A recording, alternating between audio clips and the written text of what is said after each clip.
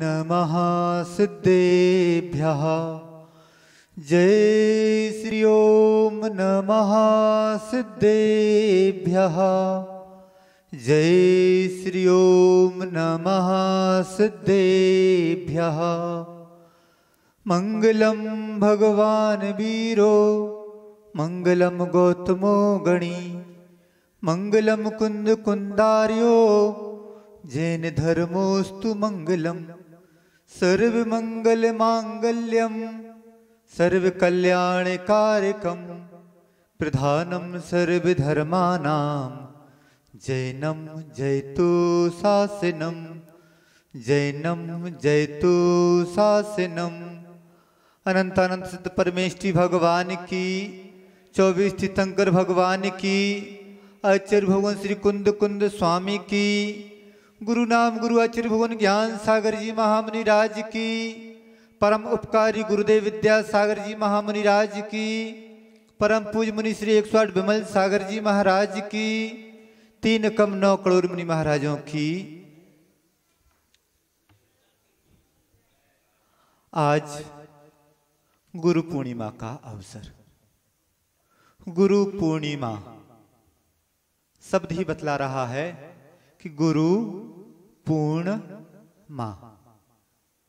जो गुरु पूर्ण मां के समान, पूर्णिमा नहीं पूर्ण मां के समान अपने शिष्यों को संभालते हैं, तब गुरु अपने उस कर्तव्य का निर्वाह कर पाते हैं।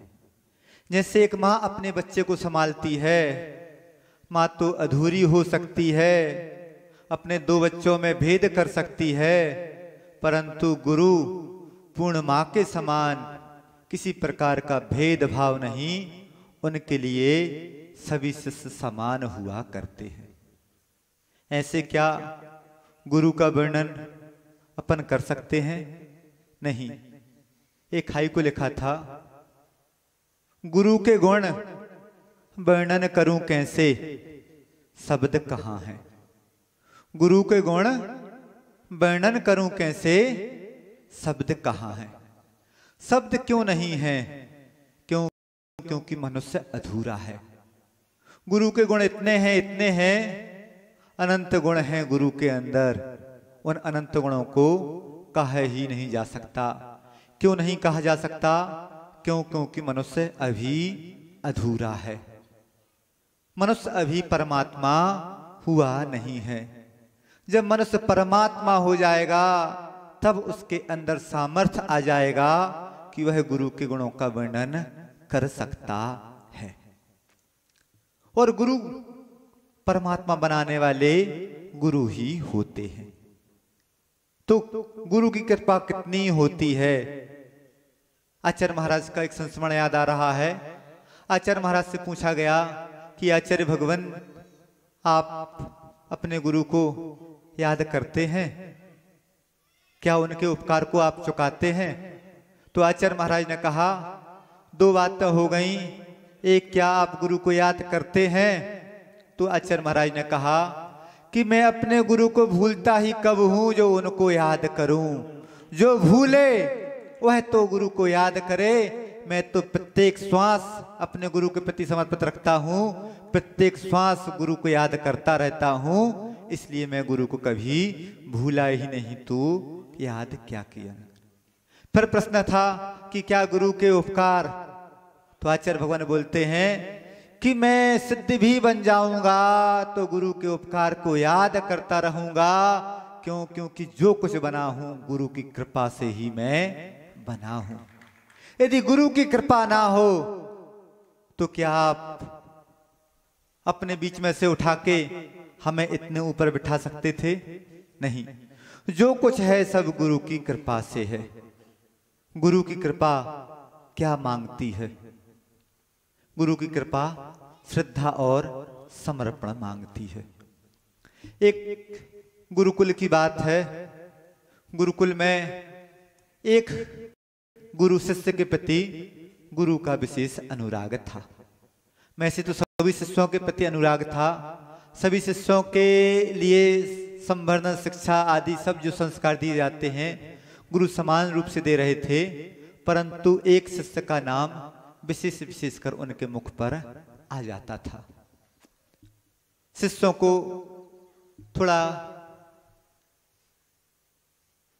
कुछ शिकायत के भाव आए और गुरु महाराज से बोलते हैं कि गुरुदेव एक बात तो बताइए कि आप उस शिष्य के प्रति क्या विशेष अनुराग रखते हैं जो उस शिष्य का नाम बार बार याद करते हैं और उस शिष्य को आप विशेष चाहते हैं। गुरुदेव ने कहा कि इस बात का मैं तुम्हें कभी किसी दिन जवाब दूंगा। कुछ दिन बीतते हैं, गुरुकुल में एक कुआं था और कुआं के ऊपर एक वृक्ष था। उस वृक्ष की एक डाल कुएं के अंदर ही जा रही थी और कुछ ऐसी घट स्थिति थी उस डाल की कि उसी डाल पर बैठकर उस डाल को काटा जा सकता था। गुरु महाराज ने अपने सभी शिष्यों को बुलाया और बोलते हैं कि एक काम करो, इस डाल से पानी दूषित हो रहा है, इस डाल को काटना है। सभी शिष्यों ने देखा कि कहीं दूसरी जगह से डाल को काटा नहीं जा सकता है, उसी डाल पर बैठकर उस डाल को काटा जा सकता है। जो शिष्य गुरु का विशेष था उस शिष्य ने आगे आया, बोलता है गुरुदेव मैं इस डाल को काटता हूं। वह शिष्य उस डाल पर बैठ गया, कुल्हाड़ी चला रहा है, डाल को काट रहा है। जैसे ही आधी डाल कटती है गुरु महाराज उसको वहीं रोक देते हैं। वापिस बुलाते हैं, बोलते हैं कि क्यों शिष्य, प्रिय शिष्य, तुमने यह नहीं सोचा कि यह डाल यदि कट गई तो तुम्हारा क्या होगा। जो शिष्य जवाब देता है जवाब सुनने लायक है। शिष्य क्या बोलता है कि महाराज मैंने तो अपना जीवन आपके लिए समर्पित कर दिया, अब यह सोचना आपका काम है कि डगाल कट गई तो मेरा क्या होगा। सोच लीजिए कि ऐसा समर्पण जब उस शिष्य के पास आता है तभी वह शिष्य गुरु का प्रिय हो पाता है। क्या आज ऐसा समर्पण प्रत्येक जैन समाज अपने आप को आचार्य भगवान का शिष्य बोलती है, परंतु क्या इतना समर्पण है? नहीं, इतना समर्पण नहीं है। समर्पण तो वह होता है, बतलाया था कि आचार्य महाराज अपने गुरु के दर्शन करने गए। गुरु महाराज ने कहा कि ऐसे विद्याधर तो आते हैं, शिक्षा ग्रहण करते हैं और उड़ जाते हैं। उस समय आचार्य महाराज ने कहा कि महाराज आज से सवारी का त्याग। अब सोचो कि समर्पण यह होता है कि जब हम जा ही नहीं पाएंगे कहीं तो क्या उड़ेंगे। गुरु पूर्णिमा का अवसर है, अपने जीवन को परिवर्तित करने का अवसर है। कहा जाता है कि इस संसार में आदमी सबसे ज्यादा विश्वास करता है तो किस पर करता है? तो सबसे ज्यादा विश्वास करता है आदमी समय पर, सत्ता पर, संपत्ति पर और शरीर पर।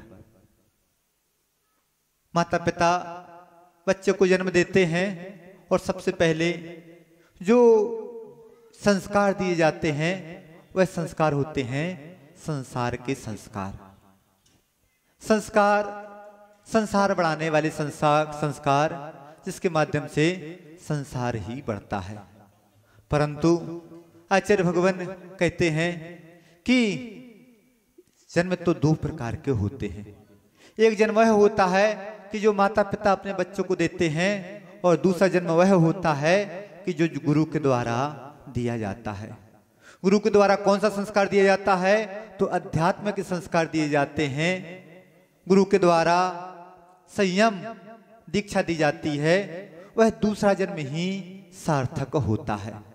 और जब दूसरा जन्म मिल जाता है तो कहा जाता है कि जिन चार बातों पर व्यक्ति विश्वास करता चला आ रहा था, कौन कौन सी? समय, सत्ता, संपत्ति और शरीर। जैसे ही व्यक्ति का दूसरा जन्म होता है, व्यक्ति इन चार बातों से उलट दूसरी चार बातों पर विश्वास करने लगता है। उसकी समझ आ जाती है कि संसार में यदि सबसे ज्यादा अविश्वसनीय चीजें हैं तो यही ही चार चीजें हैं जिन पर मैं अभी तक विश्वास करता आ रहा था। अब व्यक्ति किस बातों पर विश्वास करने लगता है? तो व्यक्ति अपने स्वभाव पर विश्वास करने लगता है, संयम पर विश्वास करने लगता है, सत्संग पर विश्वास करने लगता है और अपनी समझ पर विश्वास करने लगता है। जहां पर स्वभाव, हमारा स्वभाव, आचार्य महाराज उस स्वभाव की ओर दृष्टि ले जाते हैं कि अभी तक तुम व्यवहार में जी रहे थे, अब तुम स्वभाव में जीना शुरू कर दो। स्वभाव मतलब अपनी आत्मा जानना, देखना। समझ, तुम्हारी समझ क्या कहती है? संसार में क्या किसी को सुख मिला? नहीं, संसार में किसी को सुख नहीं मिला, यह हमारी समझ कहती है। हमारी समझ क्या कहती है कि यदि सुख पाना है तो संयम की शरण में आना ही होगा। सत्संग, जब तक हमारा सत्संग नहीं होगा तब तक हमारे अंदर समझ भी नहीं आएगी।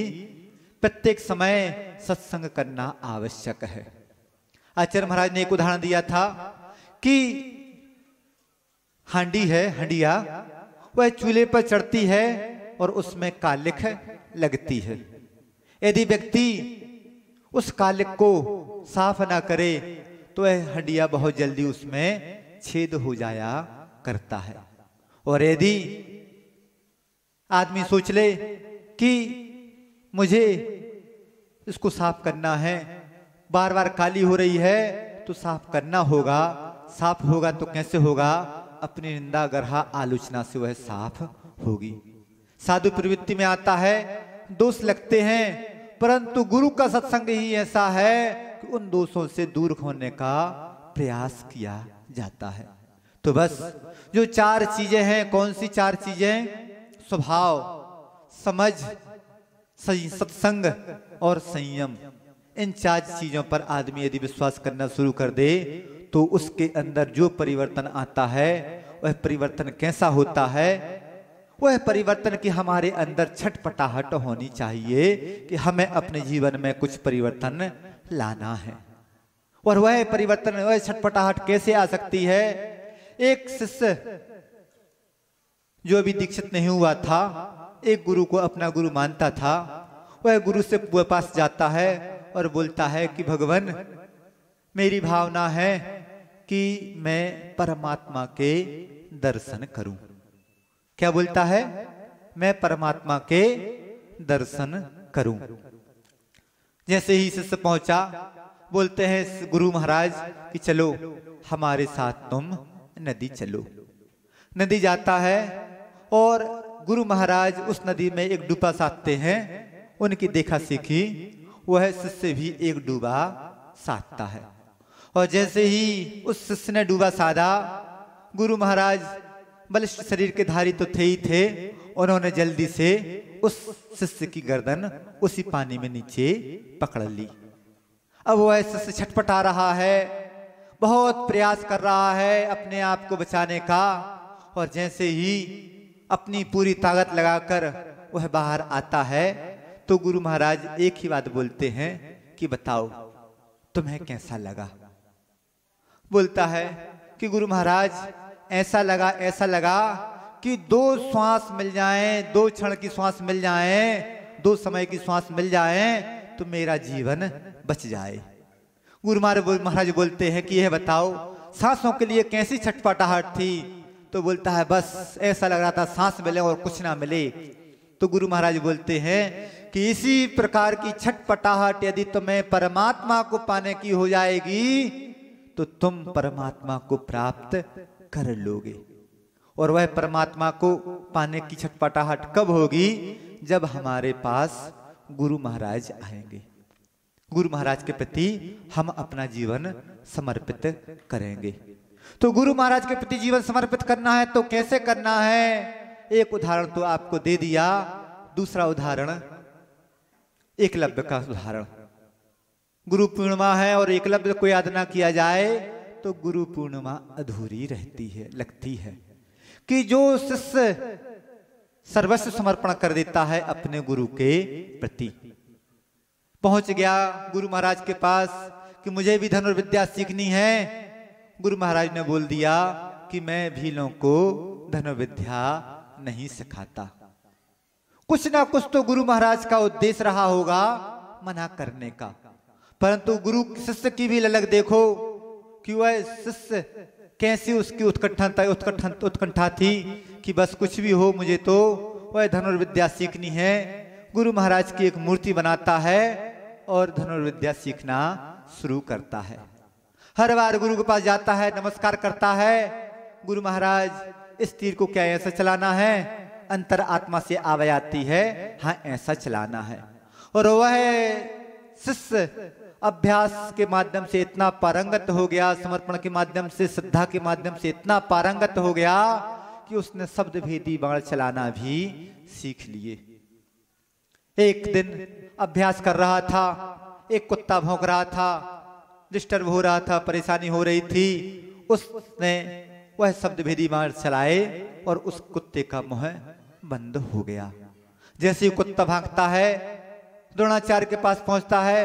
द्रोणाचार्य को बड़ा अचंभा होता है कि मैंने ये शब्द भेदी बाण तो एकमात्र अपने शिष्य अर्जुन को चलाना ही सिखाया है, दूसरा धनुर्धर कौन हो गया जो शब्द भेदी बाण चलाकर उस कुत्ते को, कुत्ता घायल भी नहीं हुआ और उसका मुख बंद भी हो गया।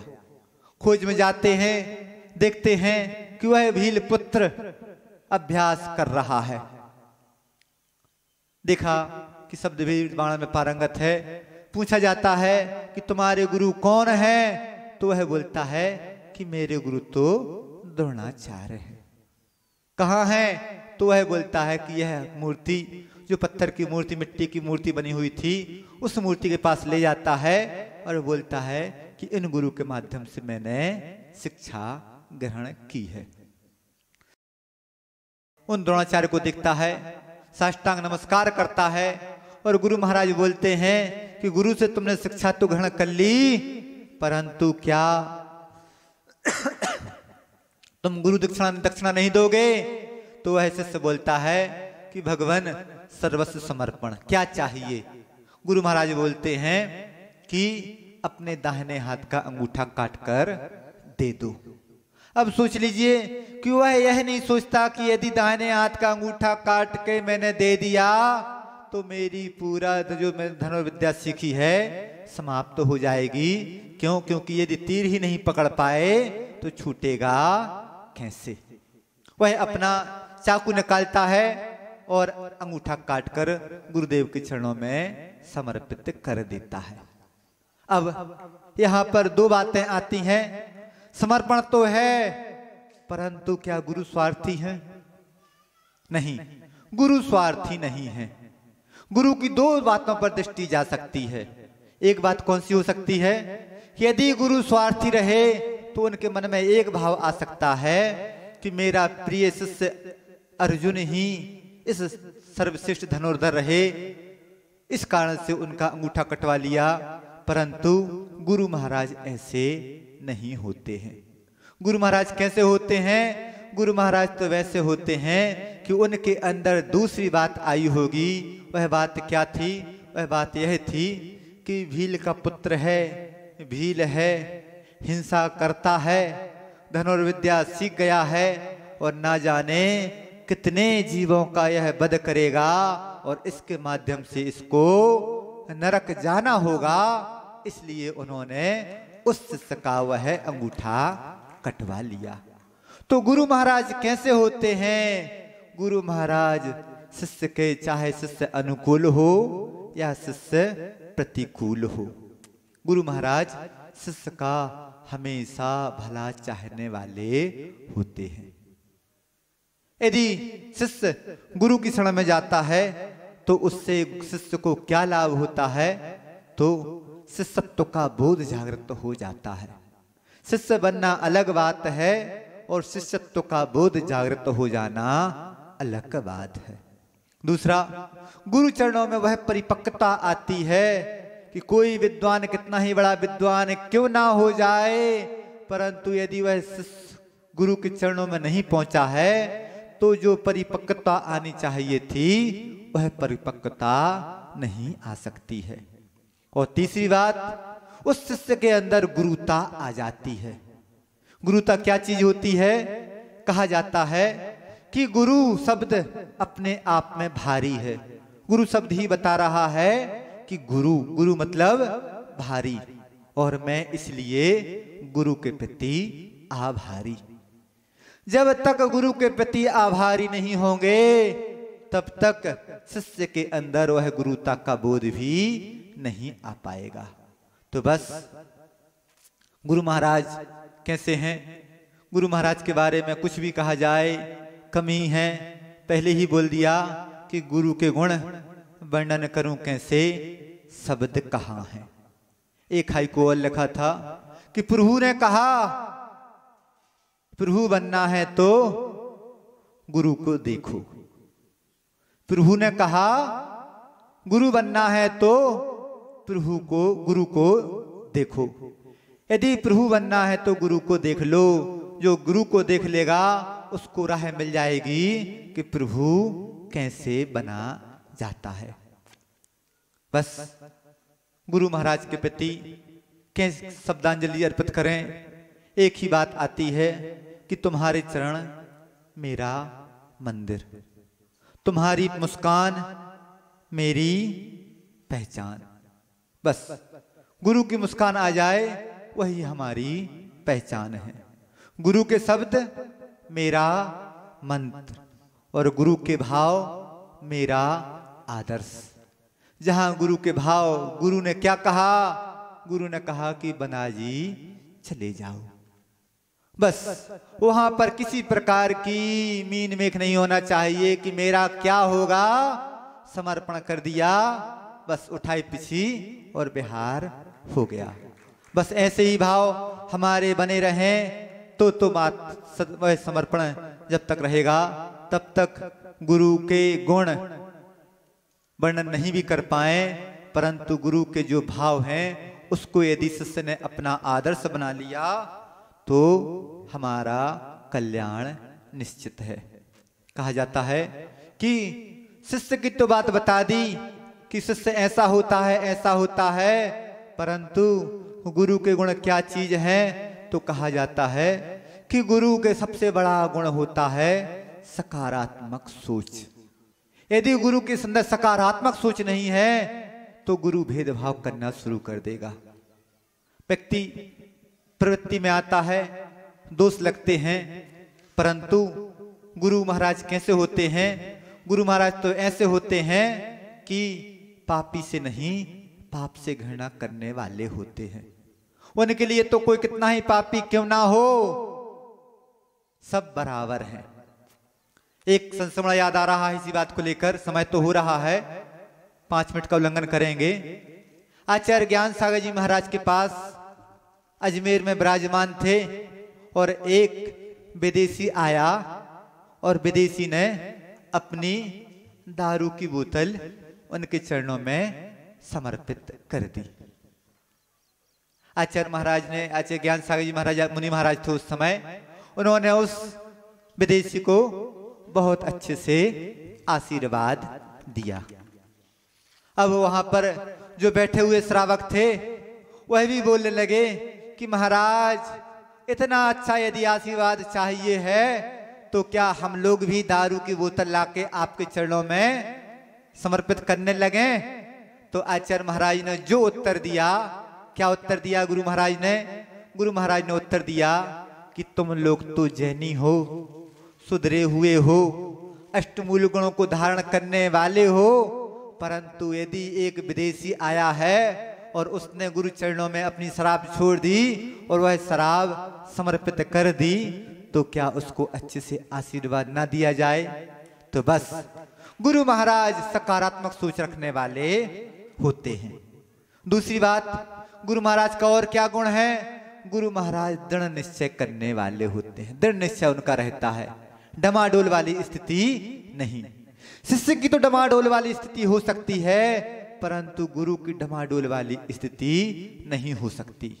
गुरु महाराज ने सोच लिया कि न्यावर से विहार करना है और जबलपुर पहुंचना है तो कितनी ही विपरीतता क्यों ना आ गई, कितनी ही परिस्थिति विपरीत हो गई, प्रतिकूलताएं आ गई, शरीर भी साथ नहीं दे रहा है, मौसम भी साथ नहीं दे रहा है, परंतु दृढ़ निश्चय है तो पहुंचे पहुंचे पहुंचे। सोच लीजिए कि 74-75 साल की आयु और 350-400 किलोमीटर का बिहार और ऐसी तेज गर्मी में किसके द्वारा संभव है? तो गुरु महाराज के द्वारा ही संभव है। फिर बात आती है कि गुरु महाराज का और क्या गुण? परम निष्प्रहता। कैसी निष्प्रहता? कि जो कुछ कर रहे हैं जिन शासन के लिए ही कर रहे हैं, प्रभावना के लिए ही कर रहे हैं, अपने लिए वह कुछ भी नहीं कर रहे हैं। आज तक गुरु महाराज ने अपने नाम का एक भी क्षेत्र नहीं बनवाया। ऐसे होते हैं गुरु महाराज, परम निष्प्रही। और सबसे मुख्य गुण होता है उनका कर्तव्य निष्ठा। जब तक कर्तव्य निष्ठा कैसी? चाहते तो आत्म कल्याण में लगे रहते, परंतु नहीं, जो जिन शासन के प्रति उनकी कर्तव्य निष्ठा है, स्व पर कल्याण की भावना उनके अंदर है, उस स्व पर कल्याण की भावना के कारण ही बस निरंतर अपने शिष्यों का भी भला, समाज का भी भला, भारतीय संस्कृति का भी भला, सब भला चाहने वाले, साहित्य का भी भला चाहने वाले ऐसे होते हैं गुरु महाराज। तो बस जिनके अंदर कर्तव्य निष्ठा की भावना आ गई, वह व्यक्ति अपना आत्म कल्याण तो कर ही लेता है, साथ में साथ दूसरा का भी कल्याण करता चला जाता है। तो बस गुरु महाराज के चरणों में वह लाइन समर्पित करते हुए कि हे निर्मल देव तुम्हें प्रणाम, हे ज्ञान दीप आगम प्रणाम, हे शांति त्याग के मूर्तिमान स्वपद पंथी गुरुवर प्रणाम। गुरु महाराज ने बहुत उपकार किए हैं, उन उपकार को कभी नहीं चुकाया जा सकता। गुरु महाराज ने तो कह दिया कि सिद्ध बनकर भी उनके उपकारों को नहीं चुकाया जा सकता है, किया जाता है। उन अनंत उपकारों को ना याद कर पा रहा हूँ, ना उनको बतला पा रहा हूँ, बस महसूस कर पा रहा हूँ। आप भी उन उपकारों को महसूस करें इसी भावना के साथ। अहिंसा परमो धर्म की, गुरुदेव विद्यासागर जी महामुनि राज की। हेलो बोले।